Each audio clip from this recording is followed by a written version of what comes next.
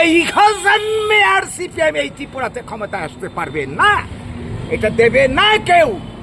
আমরা আহ্বান করবো এই রাজ্যের মানুষকে, আর যা কিছু করেন সিপিএম নৈব চ রক্তের হোলি খেলায় বিশ্বাসী। এরা ধর্ম মানে না, এরা কি বলবো ঈশ্বর মানে না, এদের কাছে নাই কি অন্যায় কি।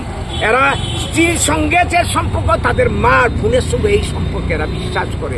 এরা হচ্ছে পশুর আদর্শে বিশ্বাসী। যেখানে এই সিপিএম পৃথিবীর বুকে প্রতিষ্ঠা হয়েছে, রাশিয়াতে লাখ লাখ মানুষকে খুন করেছে, চীনের বুকে কোটি কোটি সাংস্কৃতিক বিপ্লবের নামে মানুষকে খুন করেছে। সিপিএম পার্টিকেই খুনের রাজনীতিতে বিশ্বাসী। আজকের দিনে দাঁড়িয়ে সাবধান করে দিতে চাই এই মানিক বাবুদের, সিপিএমদের সাবধান করে দেবে। বাঙালির বিরুদ্ধে যারা কথা বলছে, আমরা ছেড়ে কথা বলবো না। এই সিপিএম ধর্ম বিরোধী, মানবতা বিরোধী, নাস্তিক পার্টি। আজকে ত্রিপুরার বুকে হাজার হাজার মানুষ খুন হয়েছে, তাদের দলের মানুষকে খুন করেছে। এই সুখরাম দেববর্মা কে খুন করেছে এই রাজধানীর বুকে। এরা কি না করেছে পশ্চিমবঙ্গের বুকে, হাজার হাজার বিরোধী দলের মানুষকে খুন করেছে। গোটা ভারতবর্ষের বুকে বাঙালির পর আঘাত দেখে বাঙালির এখন আত্মসচেতন হয়ে উঠছে, তার অধিকার বুঝে পাওয়ার জন্য এখন এরা পথে নেমেছে। এই দেখে তাদের মাথা গরম হয়ে গেছে যে সব বানাস হয়ে গেছে, বাঙালিরই তো আর আমাদের পক্ষে আর থাকবে না। আগামী দিনে আমরা বাঙালিরই হয়তো সরকার হবে। সিপিএম এর শাসন, কংগ্রেসের শাসন, বিজেপির শাসন দেখেছে, কাজেই তাদের পথের কাটা হয়ে দাঁড়িয়েছে আমরা বাঙালি। তাই এই সমস্ত আবুল তাবুল মিথ্যা কথা বলে মানুষকে বিভ্রান্ত করার চেষ্টা করছে।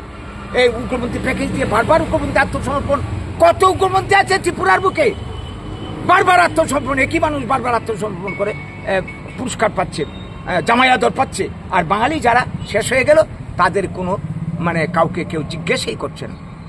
এই যে উপজাতি তুষণ, উগ্রপন্থী তুষণ নীতির জন্য আজকে ত্রিপুরার বাঙালির এই সর্বনাশ, শান্তি বিঘ্নিত, মানুষের নিরাপত্তা নেই।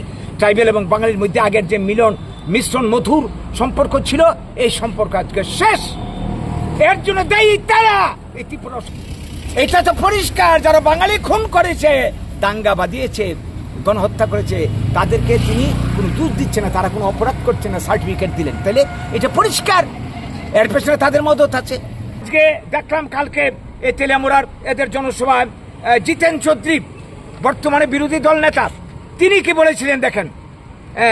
বিবিসিকে, লন্ডনের একটা বড় সংবাদ সংস্থা বলেছেন, রাজ্যে শান্তি স্থাপনের জন্য প্রয়োজনে উগ্রপন্থীদের হাতে মিজোরামের ধাঁচে আমরা ক্ষমতা হস্তান্তরের পক্ষপাতী। এরপরে আর কি প্রমাণ লাগে? এরাই যে উগ্রপন্থীর মদতদাতা, জন্মদাতা সিপিএম।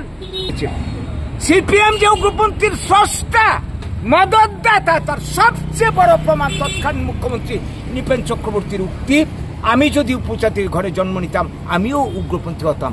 তাহলে এটা কি আর বুঝার বাকি আছে উগ্রপন্থী কারা তৈরি করছে? পরন্তু আমরা কি দেখলাম, এই সিপিএম রাজত্বে কয়েক দফায় প্রায় 7-8 হাজার উগ্রপন্থীকে তার আত্মসমর্পণ নাটকের মাধ্যমে কোটি কোটি টাকা তাদেরকে দিয়েছে, সরকারি চাকরি দিয়েছে, প্রশাসনিক পদ পাইয়ে দিয়েছে। এখানেই শেষ নয়, উগ্রপন্থীর নেতা কয়জনের নাম বলবো, ললিত দেববর্মা পরবর্তীকালে তাদের দলের নেতা হয়ে যায়, খগেন্দ্র জমাতিয়া কৃষ্ণপুরের বিধায়ক হয়ে যায়।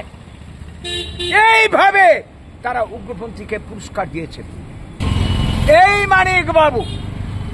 এবং এই সিপিএম পার্টি যখন ৭৮ সালে ত্রিপুরাতে পাওয়ার আসে, ৮০ সালে তাদের আমলেই প্রথম জুনের গণহত্যা সংঘটিত হয়। উগ্রপন্থী নামক বিষয়টা এই ত্রিপুরার মানুষ জানতে পারে।